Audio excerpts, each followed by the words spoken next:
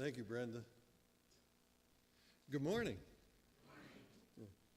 I'm Dale Johannesmeyer, an elder here at Scots Kirk, and on behalf of the session and Pastor Jim Mitchell, I'd like to welcome all of you here today, attending in person, and those of you who may also be watching online from the virtual world. I'd encourage everybody to read the announcements in the bulletin. After worship service, read the announcements. I will call attention to one thing. Youth group will meet tonight, guys. And so, Will, you got it. David, remember the youth group meeting tonight at the church at 5 p.m. So, before we worship our awesome God, we need to prepare ourselves to worship him. So to prepare for worship, you have printed in your bulletin verses from 1 Peter chapter 1, verses 22 and 23. If you take a few moments to read those as we prepare to worship God.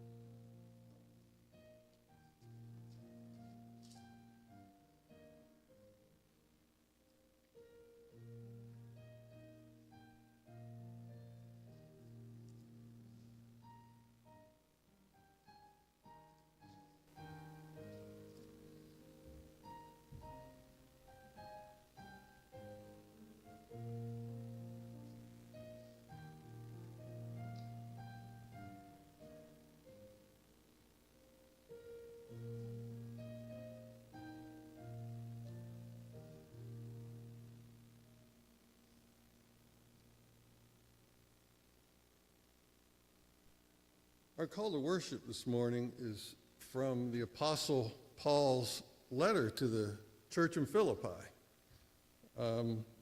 chapter 2, verses 5 through 11. And I chose this probably as much for the fact that I'm leading the Bereans Bible study, studying Philippians.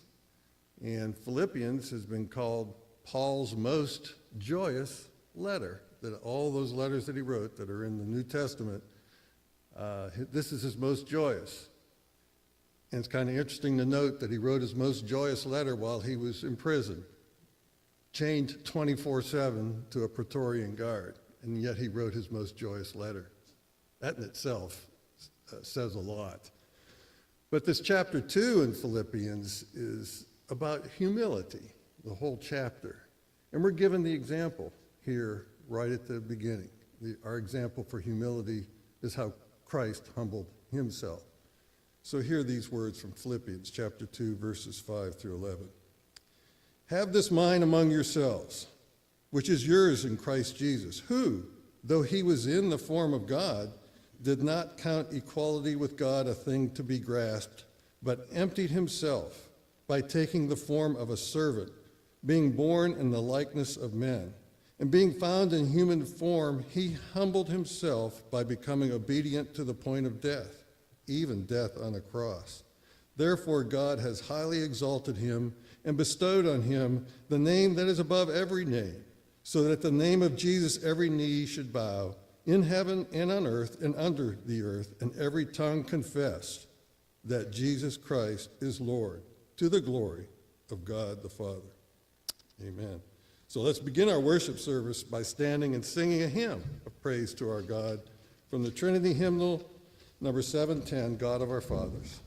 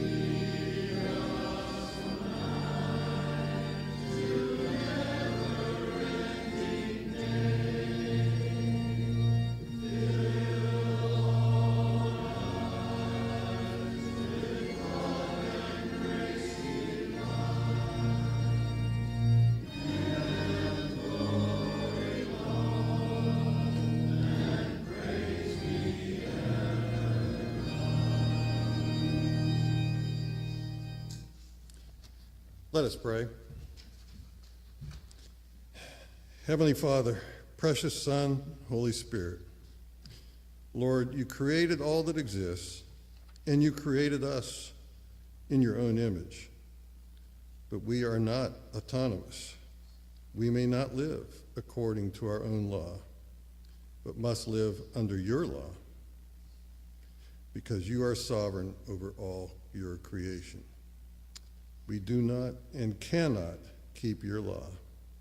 We sin, all of us, and we deserve your wrath. But you had mercy on us. Through your grace, you chose us for redemption through our Lord and Savior, Jesus Christ. So we ask your presence today as we seek to show our thankfulness and to glorify and praise you. We pray that our offerings, our songs, our prayers, and all of this worship service will be acceptable to you. We ask these things in the name of our glorious Savior, Jesus Christ, who taught his disciples to pray, saying, Our Father, who art in heaven, hallowed be thy name. Thy kingdom come, thy will be done, on earth as it is in heaven. Give us this day our daily bread, and forgive us our debts, as we forgive our debtors. And lead us not into temptation, but deliver us from evil. Thine is the kingdom, and the power, and the glory forever. Amen. Please be seated.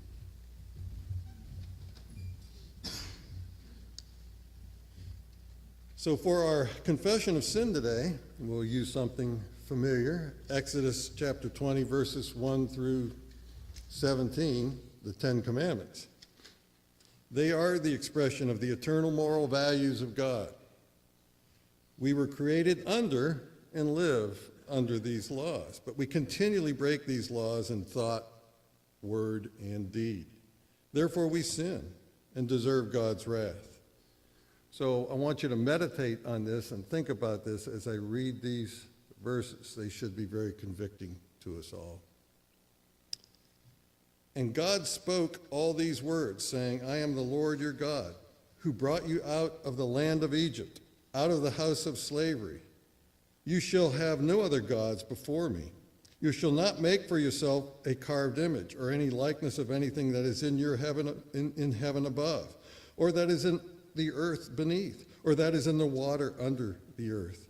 You shall not bow down to them or serve them, for I, the Lord your God, am a jealous God, visiting the iniquity of the fathers on the children to the third and the fourth generation of those who hate me, but showing steadfast love to thousands of those who love me and keep my commandments. You shall not take the name of the Lord your God in vain, for the Lord will not hold him guiltless who takes his name in vain. Remember the Sabbath day to keep it holy. 6 days you shall labor and do all your work, but the seventh day is a Sabbath to the Lord your God. On it you shall not do any work, you or your son or your daughter or your male servant or your female servant or your livestock or the sojourner who is within your gates. For in 6 days the Lord made heaven and earth, the sea and all that is in them, and rested on the seventh day. Therefore the Lord blessed the Sabbath day and made it holy. Honor your father and your mother, that your days may be long in the land that the Lord your God is giving you. You shall not murder. You shall not commit adultery. You shall not steal. You shall not bear false witness against your neighbor. You shall not covet your neighbor's house. You shall not covet your neighbor's wife, or his male servant, or his female servant, or his ox, or his donkey, or anything that is your neighbor's. So with this law, these verses in mind, take a few moments now to confess your sin.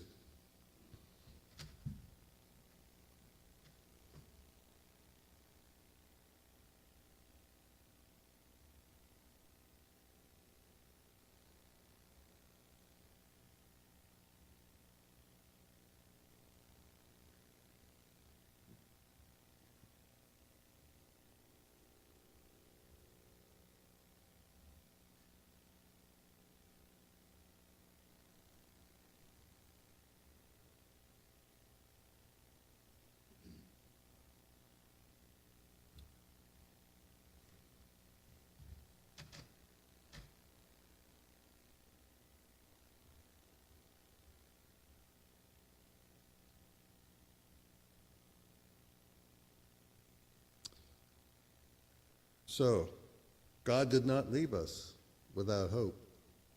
He had mercy on us. Hear the assurance given to us from Galatians chapter 4, verses 4 through 7. When the fullness of time had come, God sent forth his Son, born of a woman, born under the law, to redeem those who were under the law, so that we might receive adoption as sons. And because you are sons, God has sent the Spirit of his Son into our hearts, crying, Abba, Father. So you are no longer a slave, but a son, and if a son, then an heir through God. Amen. So please stand for our confession of faith. It's from the Heidelberg Catechism, question 26. I will read the question, and we will read the response together. What do you believe when you say, I believe in God the Father Almighty, creator of heaven and earth? That the eternal Father, our Lord Jesus Christ, who out of nothing created heaven and earth and all that is in them, who still upholds and governs them by his eternal counsel and providence. It is for the sake of Christ his Son, my God, my Father. In him I trust so completely as to have no doubt that he will provide me with all the things necessary for body and soul, and will also turn to my good whatever adversity sends me in this life of sorrow. He is able to do so as Almighty God, willing also as a faithful Father. So please be seated. And seeing no other young children here other than Paxton, Ava has not been coming forward with. Ava's getting her lessons in communicants class. So I trust that Pastor Mitchell will take care of Paxton later and give him that children's sermon then. And we'll dismiss of that today. And go right to the scripture reading, which is Proverbs 12. This part of Proverbs is what we call the Proverbs, or what's called the Proverbs of Solomon. And these verses contain mainly contrast between opposites, as indicated by the conjunction but, introducing the second line of most verses.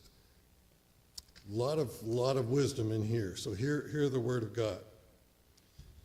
Whoever loves discipline loves knowledge, but he who hates reproof is stupid. A good man obtains favor from the Lord, but a man of evil devices he condemns. No one is established by wickedness, but the root of the righteous will never be moved. An excellent wife is the crown of her husband, but she who brings shame is like rottenness in his bones. The thoughts of the righteous are just. The counsels of the wicked are deceitful. The words of the wicked lie in wait for blood, but the mouth of the upright delivers them. The wicked are overthrown and are no more, but the house of the righteous will stand.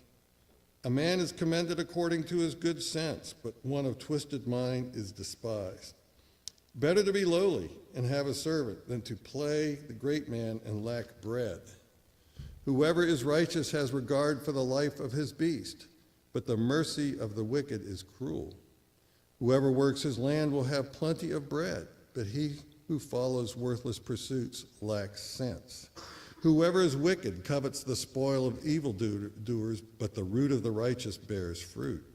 An evil man is ensnared by the transgression of his lips, but the righteous escapes from trouble. From the fruit of his mouth a man is satisfied with good, and the work of a man's hand comes back to him. The way of a fool is right in his own eyes, but a wise man listens to advice. The vexation of a fool is known at once, but the prudent ignores an insult. Whoever speaks the truth gives honest evidence, but a false witness utters deceit. There is one whose rash words are like sword thrusts, but the tongue of the wise brings healing. Truthful lips endure forever, but a lying tongue is but for a moment. Deceit is in the heart of those who devise evil, but those who plan peace have joy. No ill befalls the righteous, but the wicked are filled with trouble. Lying lips are an abomination to the Lord, but those who act faithfully are his delight. A prudent man conceals knowledge, but the heart of fools proclaims folly. The hand of the diligent will rule, while the slothful will be put to forced labor. Anxiety in a man's heart weighs him down, but a good word makes him glad. One who is righteous is a guide to his neighbor, but the way of the wicked leads them astray. Whoever is slothful will not roast his game, but the diligent man will get precious wealth.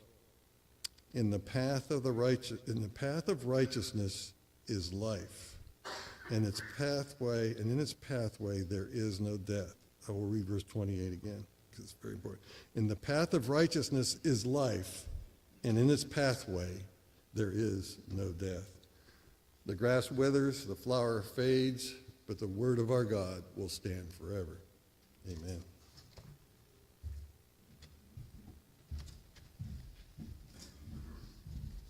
And let us approach our God once again in prayer. O gracious Father, Son, and Holy Spirit, how majestic is your name in all the earth. Great is your faithfulness. Your mercies are new every morning. You have brought us into your house. You have given us life and breath. You have given us your own word. You have revealed yourself to us. How thankful we are that you, the triune God, have planned from eternity past to make a way of redemption for sinners who deserve nothing but your wrath and displeasure. O Lord, you have been gracious and given us righteousness based on the righteousness of Christ, given us a standing not only as righteous, but adoption as sons and daughters, given what he has done as the beloved Son. And Father, you have given him the record of all of our sins, that he would bear the punishment, that he would stand in our place as our substitute. And how we thank you for that, for such love, that he would undergo the wrath we deserve to bear. Let us go into the world, into our workplaces, into our neighborhoods, with our families, with our friends, with this gospel, with this good news. Let us bear good tidings of great joy that indeed are to all people. Lord, we thank you that you have seen fit to bring the gospel to all nations, to every tribe and tongue, but we know there is still work to do. We thank you, Father, for how you're building your church in Africa, and we do pray for the Goodman family, for their refreshment as they are in the United States for a little while longer, but also for their labors, for Drew as he teaches in Uganda, and Lord, for the health of Lauren and all the children. We lift them up, and all of those involved in the seed ministry, that many ministers would be raised up who are competent and able to teach, and workmen who are approved in dividing the word of truth, that they may labor with joy and peace that passes understanding, knowing the gospel and able to disseminate it to others in the land of Africa, throughout all the places you will send them. Lord, we thank you and give you praise for so many Reformed denominations in our midst. We pray for our brothers and sisters in the PCA, the OPC, the RPCNA, and others. We give you praise for what you are doing and ask that you would, as many of these bodies have met for their annual meeting this summer, that you would give us in the ARP and the Associate Reformed Presbyterian Church, but acknowledging your kingdom as broader than our denomination, but in all those that you are preserving the faith that has been once for all handed down to the saints. We pray that you would guide us into faithfulness. You are a God of faithfulness, and we pray that you would give us faithfulness to your word, to neither add to it nor subtract from it. And we praise you for all evangelicals, for those who are in the same kingdom. And we praise you for wherever Christ is preached. Just as the Apostle Paul did, we give you praise for the truth as it's proclaimed. We do want to grow. We do want to deepen that faith, and that's our desire, not only here at Scots Kirk, but also in all of the world of true professors of the faith. We pray, Lord, that you would prepare us, even if persecution should come, that we would be courageous enough to stand for the truth when it is unpopular, even to a greater extent than it is today, even if we face repercussions in our work or in society. We ask, Lord, that you would help us, that we would stand for you now, and that we would stand for you in the future, that we would call good, good, and evil, evil, regardless of what men may think. Give us courage and boldness, but most of all, make us servants. Make it obvious that we belong to you. Give us a love for one another that is striking to the world, and moreover, give us a love for those who oppose us, for our enemies, for those who hate you or your kingdom. Lord, we ask this for your name's sake, that you would be magnified among us. Bless the ministry teams of the church. Bless those who labor with all their gifts and talents to serve you in many ways behind the scenes, and give guidance and wisdom to our session and our diaconate as well. We pray, Lord, that in all matters spiritual and material, we would seek your face and seek the glory of your great name. Father, we do thank you for your word, that it provides all that we need to know for how your church is to be governed and how we are to go about as members of it in a lost and dying world. We pray that you would keep us from the assaults of the evil one. We pray that you would particularly guard marriages, guard the families that you have brought into your church, guard those covenant children that, Lord, you have brought to Scots Kirk. We praise you for the youth group and ask that you would guard their hearts, give them deepened fellowship with one another, and moreover, deepened understanding of you, that they might know you and as you reveal yourself in your word, and be changed by you and be sanctified by that word. That is our prayer, Lord. And for children who have not yet professed your name in public, we pray that you would continue to work in them so that they would understand your Son's substitutionary work in his love, your love, O Father, for sending him, your love, O Spirit, for agreeing for this plan from eternity past, that you would be our God and we would be your people. The covenant would be made sure by the work that you have provided. Indeed, salvation is of you, Lord, from the first to the last. It is all to the praise of your glorious grace. You give the faith that we have. So strengthen our faith now. Bless us with sanctification in our understanding of your word. Do not allow it to return void, but make in us more and more the image of Christ. Make us more like him, that you would be aiding us on our journey home, as you are the shepherd who will never leave nor forsake us. We thank you for how you have shown yourself to be with us when we are in times of trial, in times of hardship. Bless those now who struggle emotionally with relationships, with seeking new work, with relocation, with anxieties known only to you, Lord. We pray that you would be the one who binds up broken hearts, that will not snuff out a dimly burning wick, but indeed will fan the embers to a flame of faith that you have begun, that will finish the good work you have started in us. We know that you will bring that promise to fruition, and so we praise you ahead of time, knowing that you were the good shepherd of the sheep, Lord Jesus, that you are leading us all the way home, and we will be yours through every green pasture and every dark valley. Your providential hand is guiding us. Your face shines upon us and will shine upon your people forever. We look forward to that blessing being consummated in the new heavens and the new earth. And until then, ask for your help as we seek to worship you. Loosen our tongues to sing your praises. In Jesus' name we ask it. Amen. And as we sing God's praises again now, let us hail the name of Christ from Trinity Hymnal number 296. Let's stand as we sing.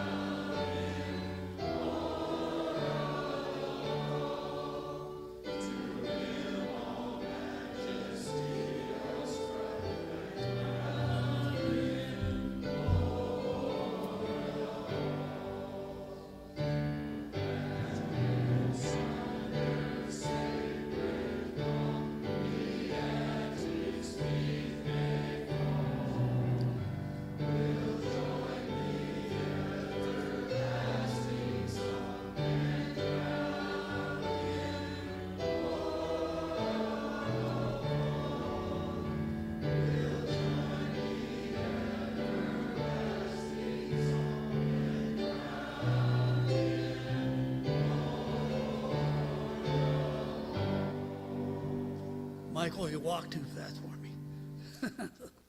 Let us pray. Oh, hail the power of Jesus' name.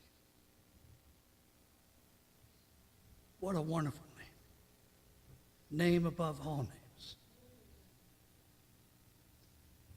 Lord, we come here to honor you, to bring you glory. We are weak people.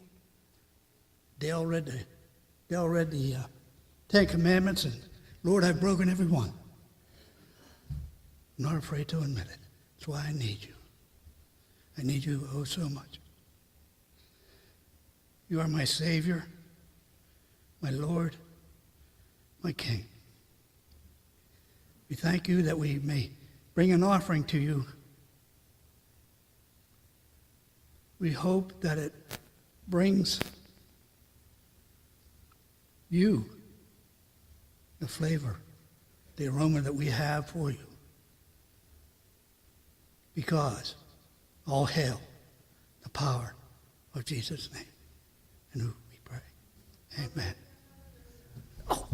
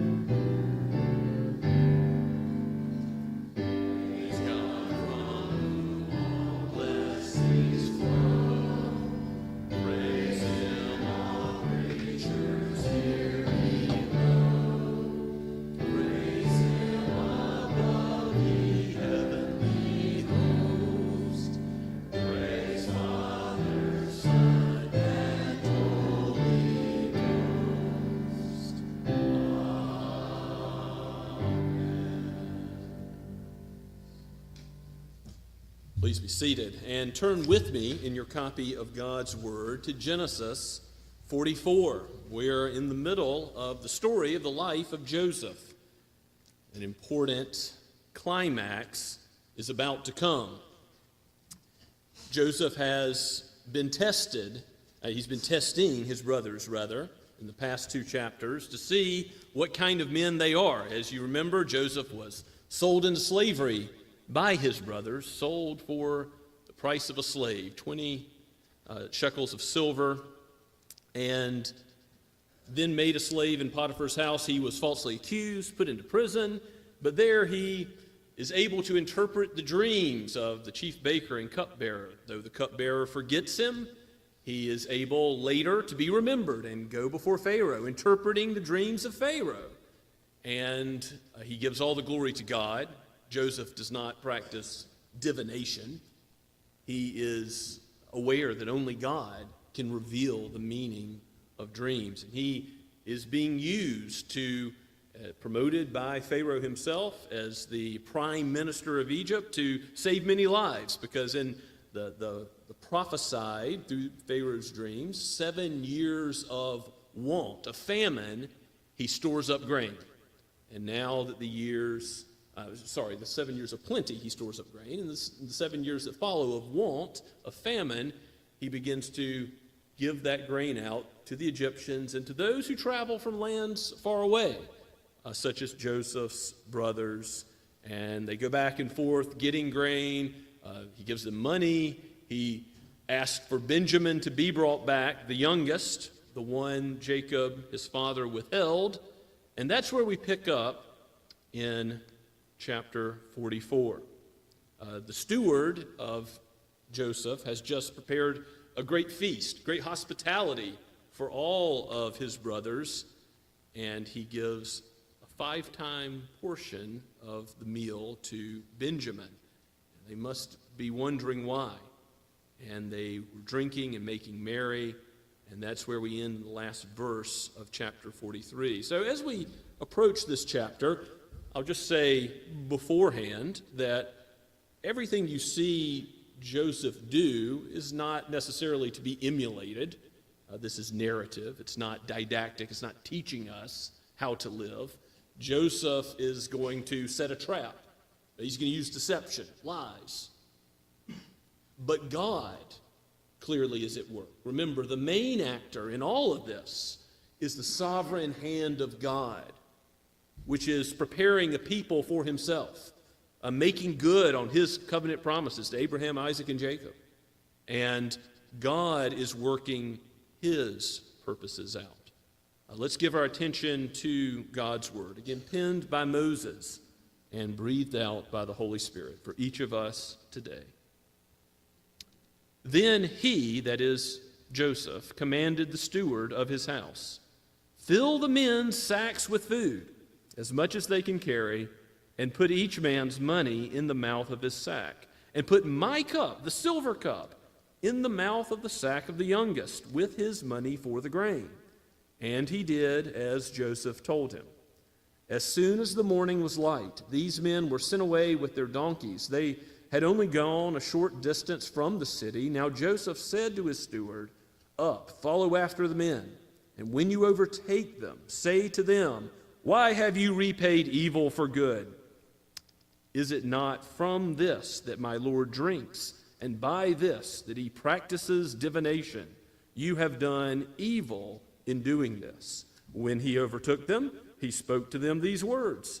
They said to him, 'Why does my Lord speak such words as these? Far be it from your servants to do such a thing. Behold, the money that we found in the mouths of our sacks, we brought back to you from the land of Canaan.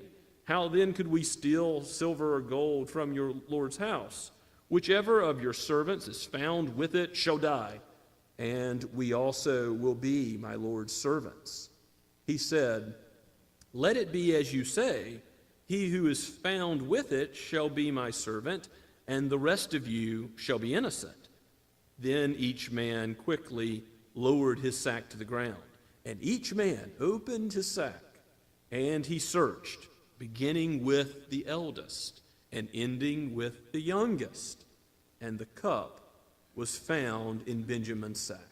Then they tore their clothes, and every man loaded his donkey, and they returned to the city.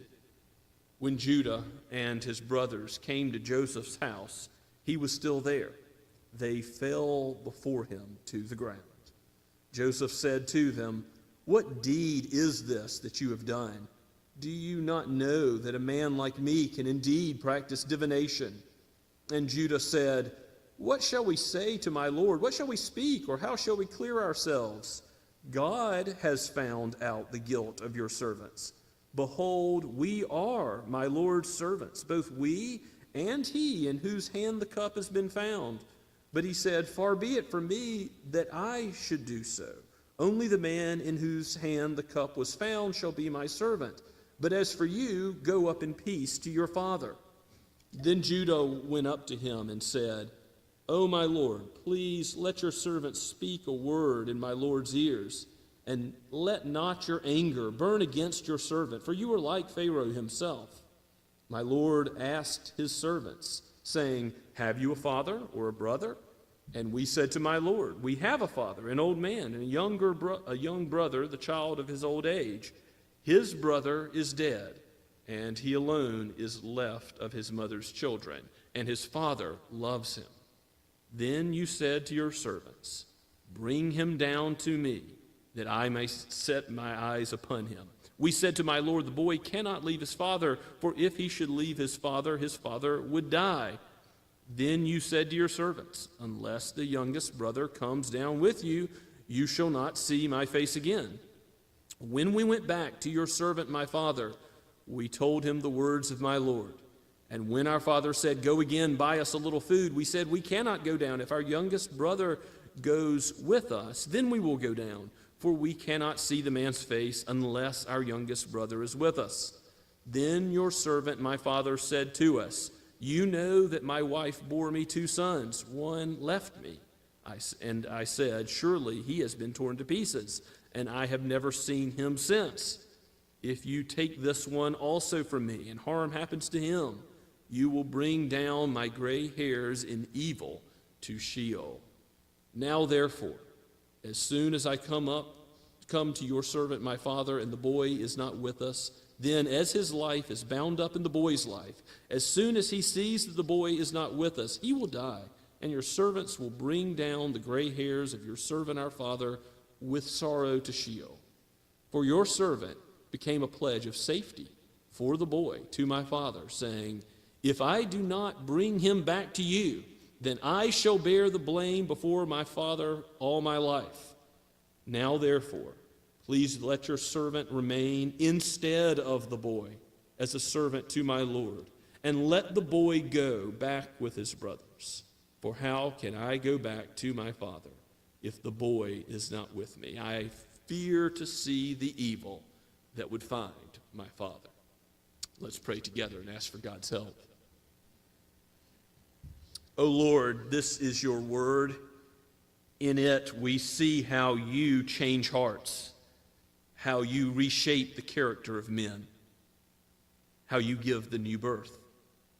And we see in it a picture of the vicarious substitutionary death of Christ for us, standing in our place, taking the punishment we deserve to bear as the perfect Lamb of God. And so we ask in his name that you would aid our understanding now.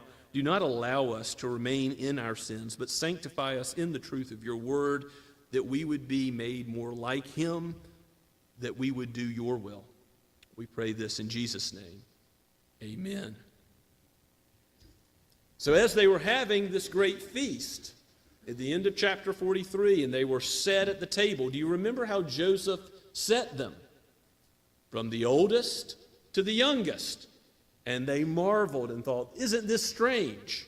How did this Egyptian have such magical powers to know our ages and the order in which we were born? Now it's Joseph's full brother, Benjamin, the favorite. With Joseph being gone, it's Benjamin who has been reluctantly given by the father to go back to Egypt. And remember how Judah himself gave himself as a pledge of surety. I will take care of his safety. And he swears by it.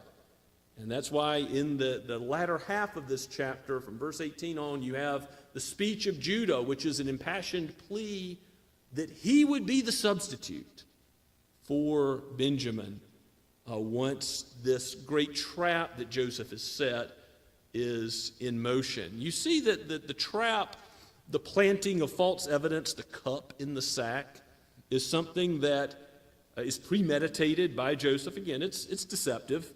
And along with that deception is the deception that he can practice divination. The idea is not that Joseph was practicing divination, but he is an Egyptian, not known to his brothers. So he's giving the impression to them all that, Egypt's renowned for its magic, and here is someone who already knew the eldest to the youngest order. How did he know that? Maybe divination. And the silver cup, it might have been what they drank out of in this great feast that they just had, where Benjamin gets the 5-time portion. But it also may have been used by mixing water and oil and looking down into the cup for divination in Egypt. It would have been something that would have been known to be associated with divination. So if you look back with me to verse 1 and see how Joseph sets this trap, he commands the steward to do his dirty work. He says, fill each of the men's sacks with food. Okay, he's feeding them again, he's caring for them, and put each man's money back in the mouth of his sack. He's done this before, enriching them, and they brought back double to make sure that they're appeasing any wrath that might be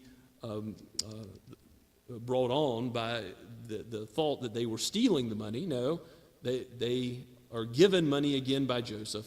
But then in verse 2 he says, put my cup, the silver cup, in the mouth of the sack of the youngest. That's Benjamin, with his money for the grain. And so it's done. In doing all of this, Joseph is testing. When push comes to shove, will his brothers abandon Benjamin just like they abandoned him? Will they say, oh, it looks like we've got to let him go, and go back home without him?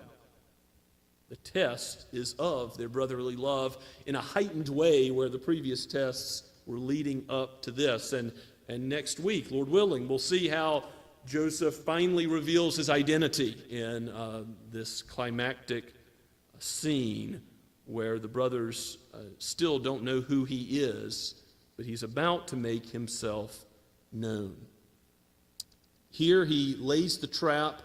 The servant, steward, goes and does what he's told, and he overtakes them on their way back home, and he says, why have you repaid evil for good? Verse 5, is it this not the cup that from which my Lord drinks, and by this that he practices divination? In other words, the steward's going to say, how foolish you are for taking such a obvious thing from Joseph's household. I mean, he's going to notice that his cup, out of which he drinks every day, which he uses for divination so that he knows you and knows you so well. Why have you done this evil? And you see how the brothers defend themselves. They say to him in verse 7, why does my Lord speak such words? And they rashly say, verse 9, whichever of your servants is found with it, he shall die. Death penalty for theft is not unknown in the ancient Near East, but still, this is a very hard thing to call down on yourself. They knew they were innocent. They didn't think about the fact that maybe something had been planted on one of them. And he said, let it be as you say, although the terms are altered a bit. He who is found with it shall be my servant, because obviously Joseph doesn't want them killed. He doesn't want capital punishment, but he calls the one who is found with the cup his servant, and we also will be my Lord's servants, they say, but Joseph is going to narrow it down to one man. He said, let it be as you say, verse 10, he who is found with it shall be my servant, and the rest of you shall be innocent. So he says, the rest of you don't have to be my servants forever. And by the way, a part of the reason Moses is giving us the book of Genesis is so that we find out how Israel, all 12 tribes, end up where?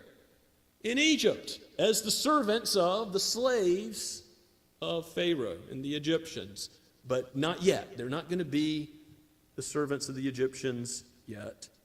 And indeed, he's just going to put the blame on the one who's found with it.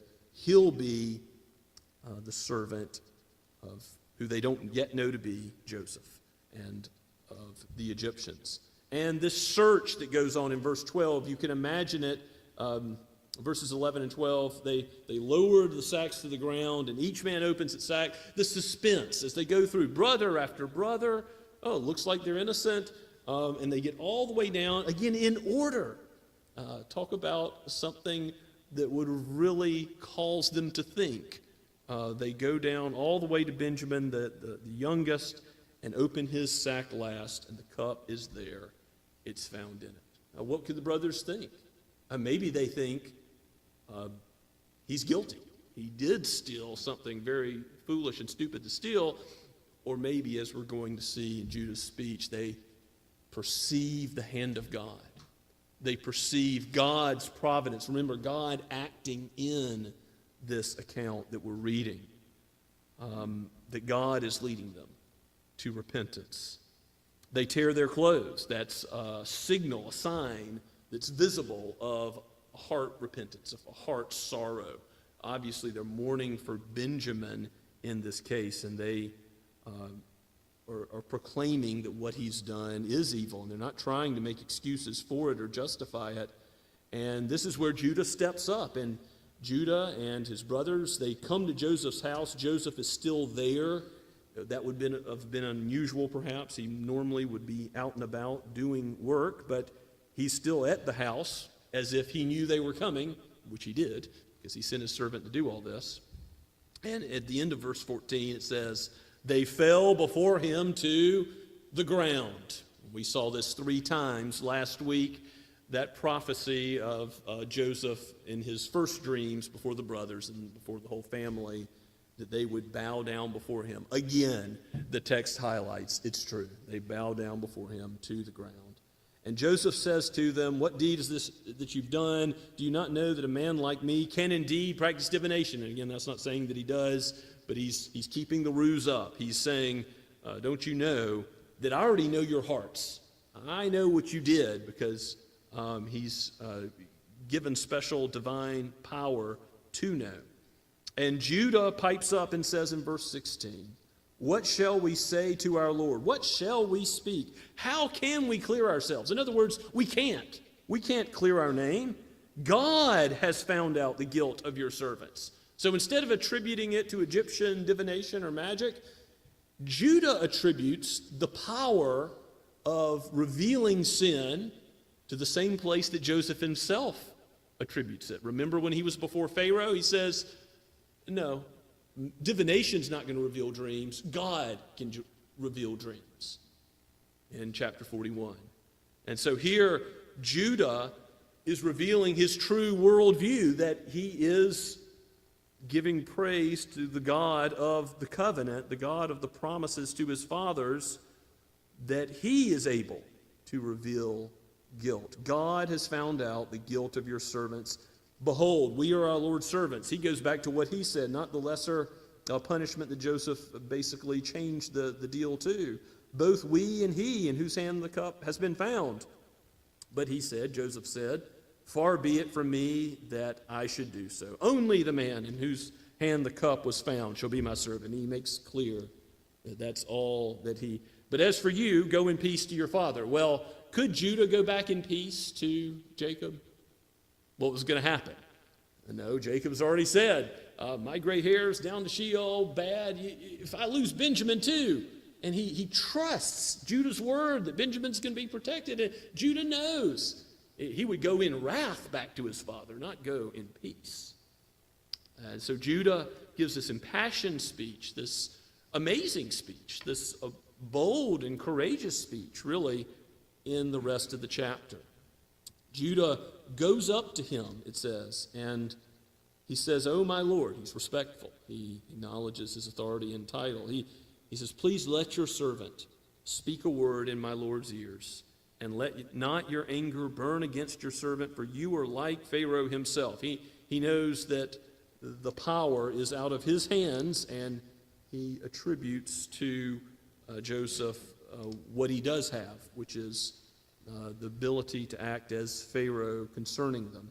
My Lord asks his servants, verse 19, have you a father or a brother? And we said to my Lord, we have a father, an old man, and a young brother, a child of his old age. His brother is dead. Well, remember earlier he said the younger brother is no more. But now he's saying he's dead. And later he confesses that we said he was torn to bits.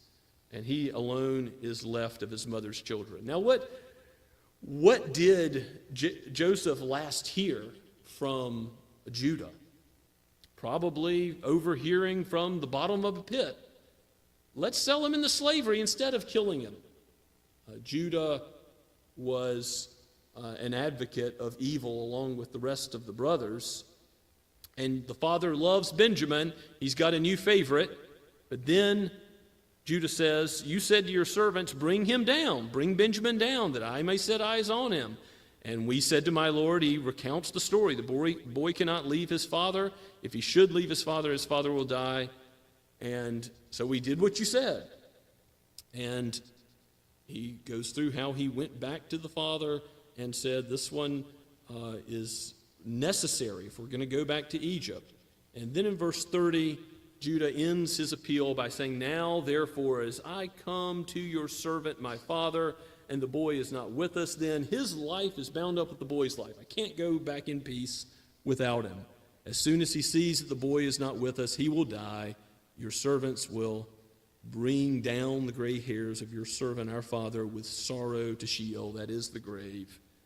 And then this amazing thing that he says in verse 32. I want you to look at and think about what Judah is saying here that indicates a heart change has taken place. We know that Judah had an evil heart and an evil way of life concerning Joseph in the past, along with the brothers.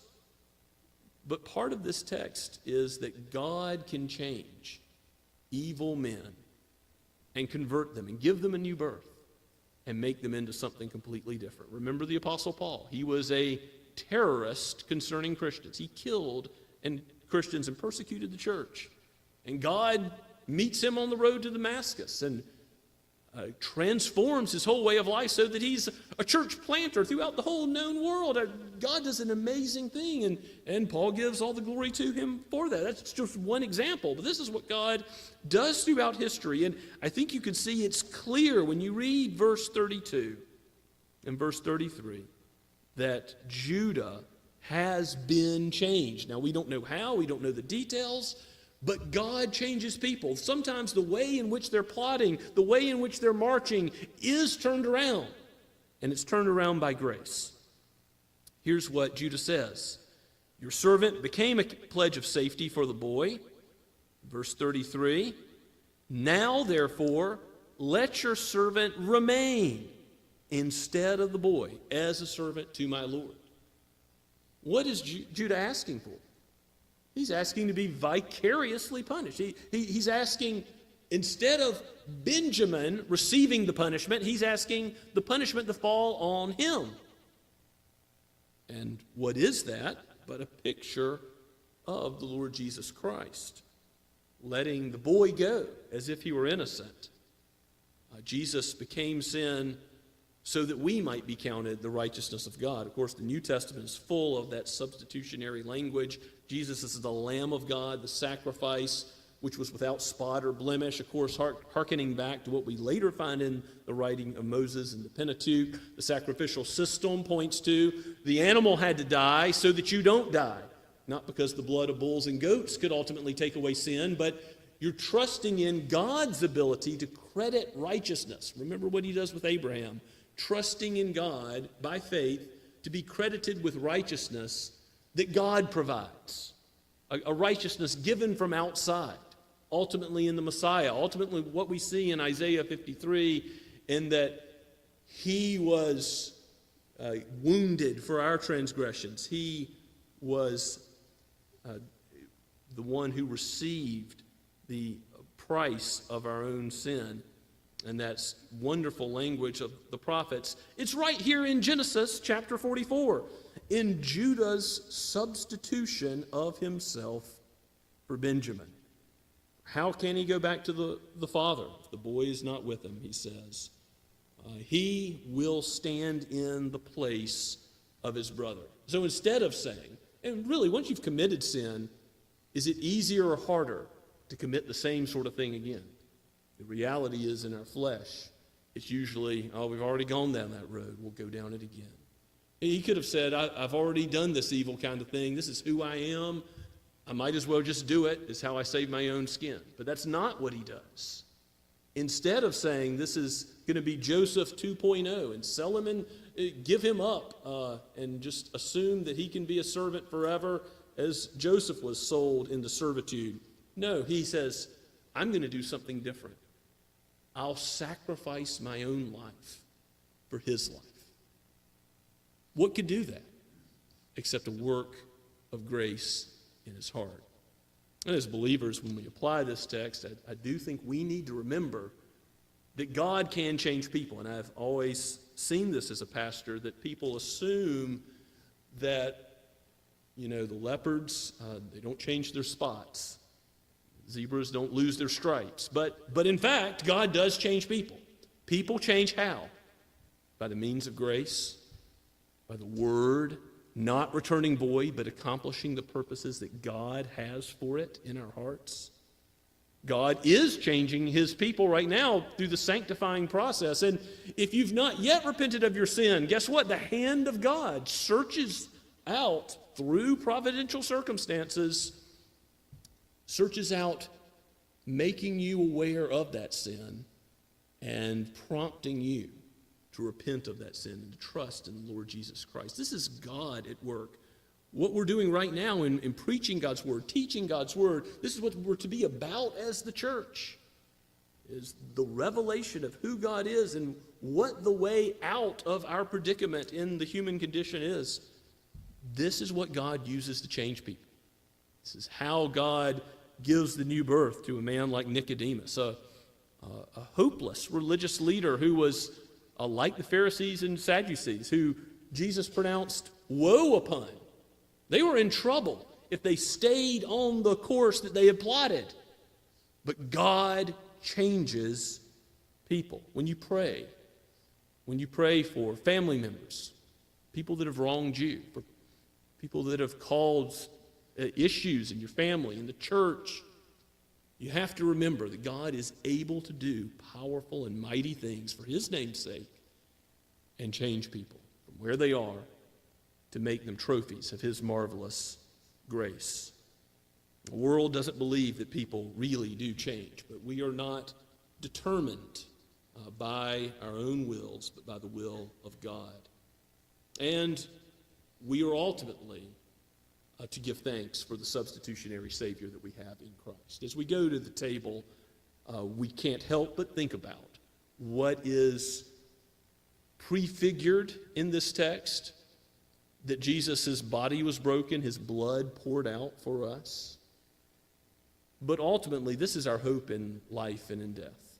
This is our hope not only for justification, but for adoption as sons and daughters, inheritors of a kingdom, for our sanctification. What do we need as God's people to be reminded of so that we are faithful and courageous in our living like Judah was? We need to be reminded of the cross. You never get past the cross. You don't get in by grace and then stay in by your good works, but it's God's grace in the covenant that continues to sanctify you.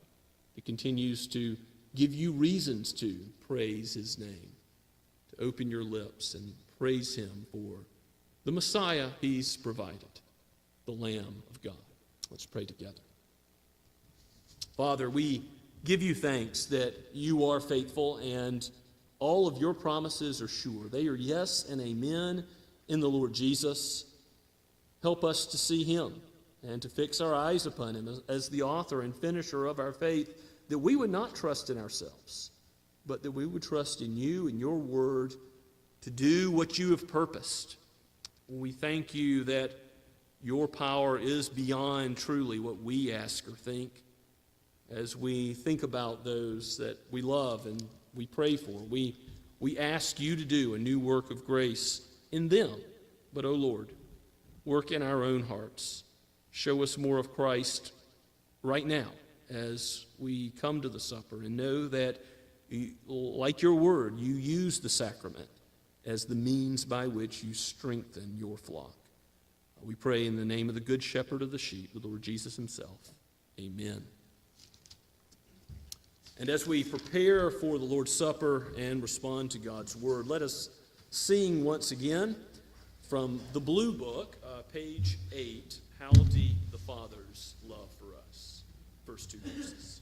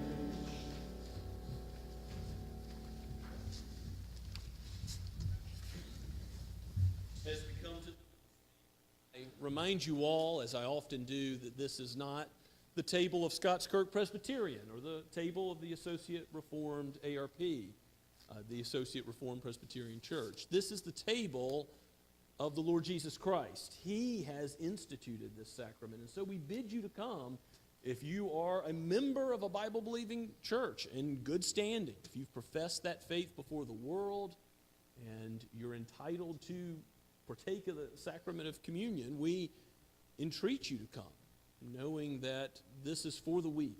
This is for those who sin and need a Savior. This is not a table which is for those who have it all together, but for those who know for the Christian life we need strength, we need encouragement. Not only Jesus and Him before us as crucified, so that we have that initial faith and trust, but so that we're sanctified in the truth. The truth of the cross is central to the whole Christian life. Faith and repentance. Repentance from sin. Faith in Him, His finished work, and His person. As we come to the table, if you have not yet trusted in Him, do not partake. If you haven't yet professed faith, if you're a child of the covenant, wait until you do.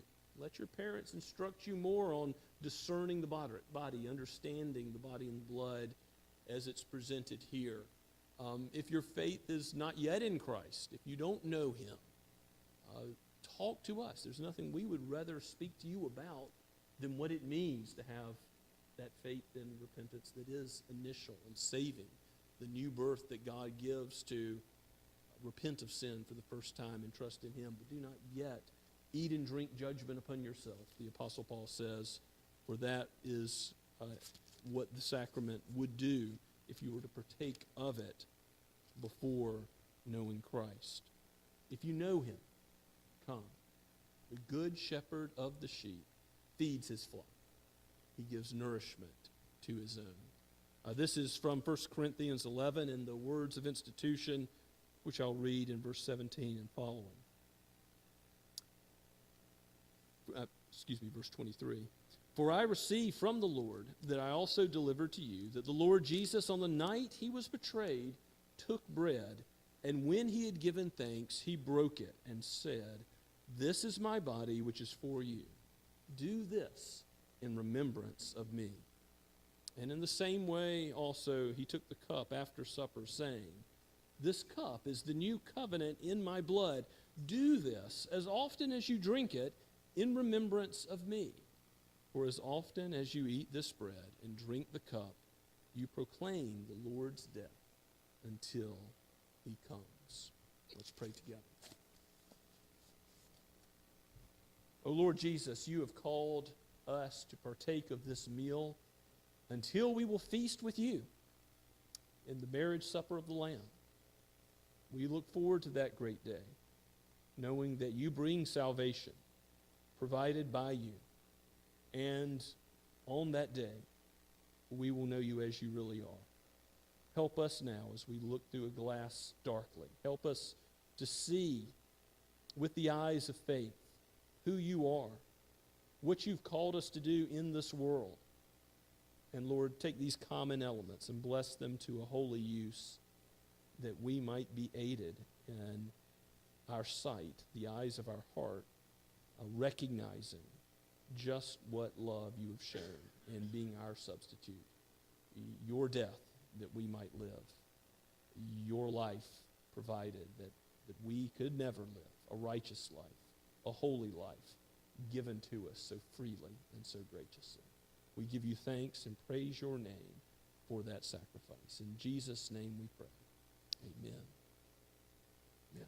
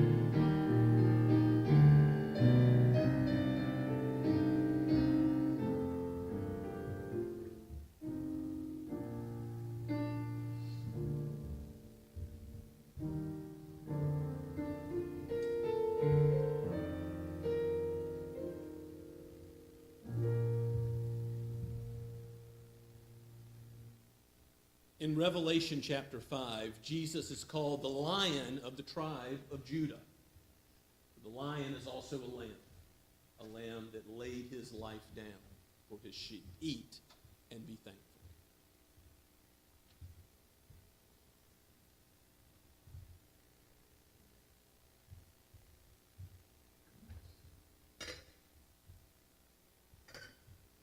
And in the same manner, he also took the cup.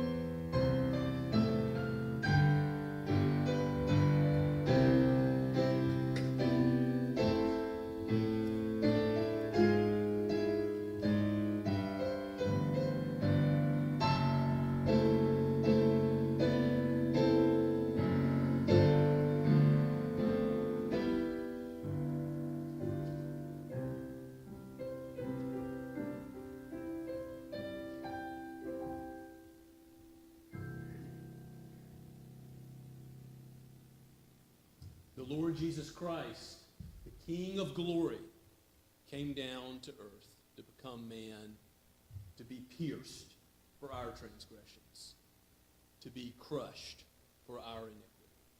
May we rejoice in receiving the cup of blessing, since he drank the cup of wrath to the dregs.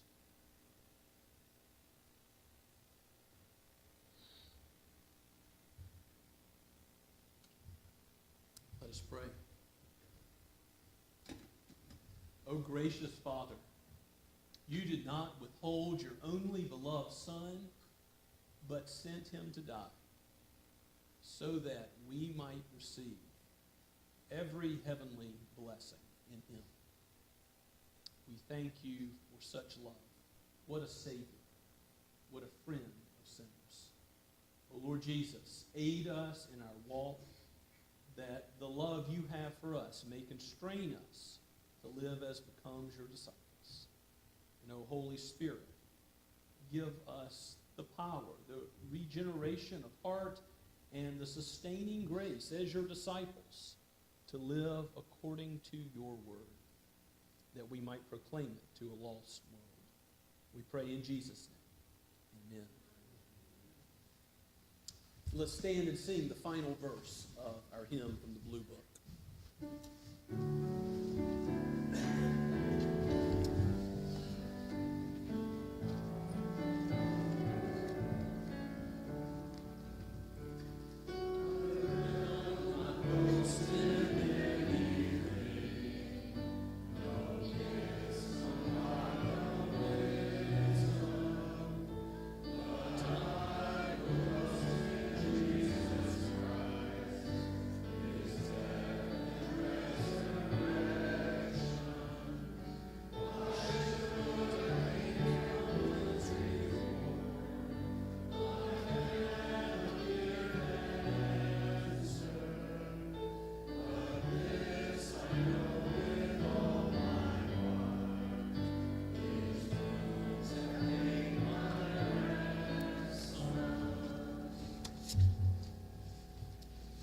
Now hear this authorized word from God himself to you, those who know Christ by faith and are ransomed by his blood. May the God of hope fill you with all joy and peace in believing, so that by the power of the Holy Spirit you may abound in hope. Amen.